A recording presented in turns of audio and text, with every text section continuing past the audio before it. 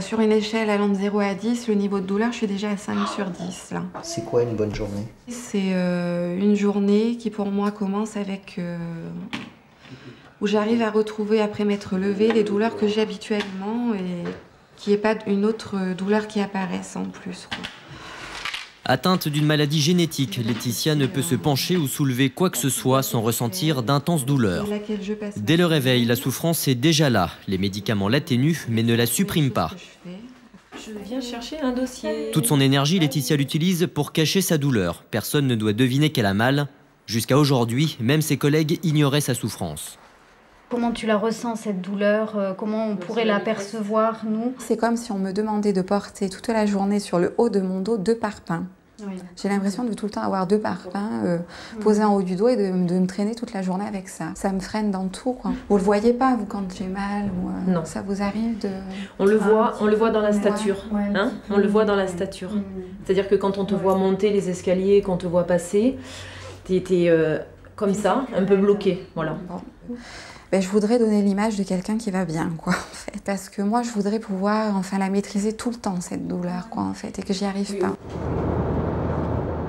Fin de journée, Laetitia s'apprête à rentrer chez elle. En fait, c'est le moment que je redoute dans la journée. Je sais que je vais être sollicitée par les enfants, je sais que les douleurs vont être plus fortes et j'angoisse. Tu viens ? Si Laetitia angoisse, c'est qu'elle va encore devoir refuser de prendre ses enfants dans les bras, comme toutes les autres mamans. Alors, il faut qu'on fasse un câlin? Bah viens, on va s'asseoir, viens. Au moment des câlins, Laetitia, elle, appréhende la douleur. On y va? Doucement. Hop, et on s'assoit. Là. Voilà. Doucement. D'accord? Doucement, d'accord? Doucement, là, voilà. C'est difficile de ne pas répondre à leur demande quand même, hein, de ne pas répondre à la demande d'un câlin. J'aurais envie, oui, effectivement, de faire comme Mickaël, mais je peux pas, je sais que c'est impossible pour moi. C'est pas possible. Là, ce qu'il fait, c'est... Puis bon, le pire, c'est que je sais qu'il partage plein de choses avec Léo et Maëva, là, et moi, je peux pas, quoi, je peux pas. C'est des moments de solitude, souvent, parce que je peux pas participer à ça, quoi, en fait. C'est de l'affection aménagée, on va dire. Maëva, non, pas comme ça. Non, parce que tu sais que j'ai bobo, sinon. Maëva, tu te mets comme il faut? Assieds-toi comme il faut. S'il te plaît. Oui. Sinon, maman, elle a bobo. Mais je vais tomber. Bah, assieds-toi et tu t'appuies pas trop là parce que sinon, ça fait bobo aussi. Comme ça. Non. Ah ouais, c'est pas facile. Chaque soir, toujours à cause de sa douleur, c'est aussi en spectatrice que Laetitia assiste au coucher de ses enfants. Un petit tour d'avion. Allez. Il y a un moment où il faut se raisonner. Quand on n'est pas capable, on le fait pas, quoi. Je veux dire, il y a ce risque-là. J'ai pas envie de les faire tomber et en plus de souffrir et de les faire souffrir eux par la même occasion. C'est pas, pour moi, c'est pas possible non plus. Hein. Je me sens nulle, quoi. Voilà, je me sens nulle. Donc, pour moi, je suis entre guillemets bonne à rien.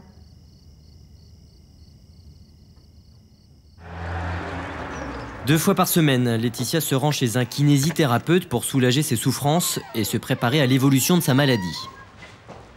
Vous savez bien qu'il faut absolument essayer pendant les périodes de crise, quand c'est possible, je vous l'ai dit déjà, c'est le repos est allongé. Hein? Je sais pas, enfin c'est vrai que je sais pas ce qui va m'arriver, comment je vais... Quand ça va être figé, votre colonne vertébrale, ça sera comme un bout de bois, mais ça ne vous empêchera pas de faire plein de choses. Moi, j'ai eu un professeur qui avait une spondylarthrite, qui était raide comme un piquet, qui avait 35 ans. Il disait, je ne souffre plus, la colonne ne me fait plus mal, elle est figée. De plier le linge, le repasser, ça paraît pas être grand-chose à faire, mais je souffre énormément en le faisant. J'ai l'impression d'être tout le temps en compétition avec la douleur, donc toutes les deux, on se bat toute la journée. Et des fois je gagne, des fois elle gagne, et j'espère que je vais gagner plus souvent qu'elle, en fait. Quand tu fais avec... Faut pas compter sur moi demain matin. La douleur, je peux pas l'enlever. Je peux te remonter ton moral, je peux te faire beaucoup de bien. J'essaye d'être présent pour toi. Je suis avec toi, je suis bien, je reste, point. Il n'y a pas que moi, et on est 5 à la maison. Nous, on ne voit pas l'avenir sans toi. Moralement, c'est vrai qu'avec ce que Michael dit, ouais, je me sens bien en fait, c'est ça.